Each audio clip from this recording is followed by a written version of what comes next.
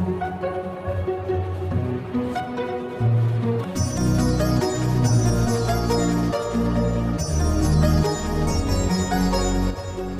आज की इस वीडियो में हम बात करने वाले हैं खानवा जंग के बारे में।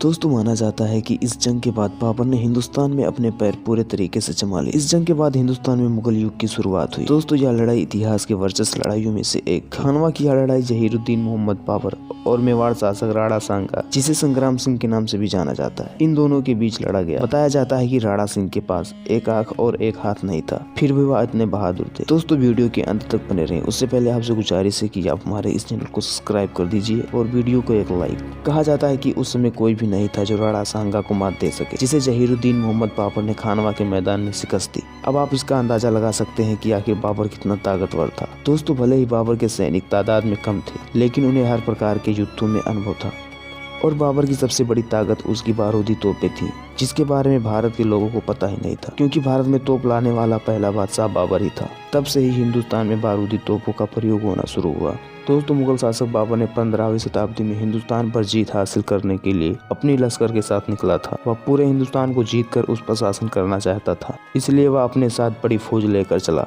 माना जाता है कि बाबर काबुल से कूच कर कई दिनों के लंबे सफर के बाद अपनी लश्कर के साथ झेलम नदी के किनारे पहुंचने में कामयाब रहा था। यहाँ से उसने हिंदुस्तान में प्रवेश किया और कई रियासतों पर कब्जा कर लिया। गुजरते समय के साथ बाबर ने छोटी छोटी लड़ाई और रियासतें जीतता गया और अंत में उसने पानीपत की लड़ाई जीतकर दिल्ली पर अपना कब्जा कर लिया। पानीपत का युद्ध जीतने के बाद बाबर ने राणा सांगा, जो कि राजस्थान मेवाड़ के शासक थे, उनकी ओर ध्यान दिया। 17 मार्च 1527 के इतिहास के पन्नों में वह तारीख दर्ज हुई जहां दोनों खानवा में भिड़ गए। इस युद्ध में राणा सांगा के साथ हसन खां मेवाती, बासिन चंदेरी एवं इब्राहिम लोदी का भाई महमूद लोदी भी आ डटे। राणा सांगा की फौज का मुकाबला करने के लिए बाबर ने अपने लश्कर के साथ फतेहपुर सीकरी के निकट खानवा जगह पर पहुंचा। वहां राणा सांगा और उसके सहयोगी बाबर की प्रतीक्षा कर रहे थे। बाबर ने जिस तरह पानीपत के युद्ध में इब्राहिम लोदी को परास्त करने की रणनीति अपनाई थी, उसी रणनीति का प्रयोग उसने खानवा में किया। युद्ध के मैदान में राणा सांगा की सेना वीरता से लड़ी और बाबर की 20,000 से अधिक सिपाहियों का जमकर मुकाबला किया। कुछ इतिहासकारों का मानना है कि राणा सांगा ने यह लड़ाई काफी हद तक अपने पक्ष में मोड़ ली, लेकिन अंत में बाबर ने गोला बारूद जमकर इस्तेमाल किया और लड़ाई का रुख अपने पक्ष में मोड़ लिया और युद्ध को जीत लिया। यह जीत बाबर के लिए बहुत अहम थी, क्योंकि उसने इस युद्ध के साथ उसे चुनौती देने वाले सभी राजाओं को हरा दिया।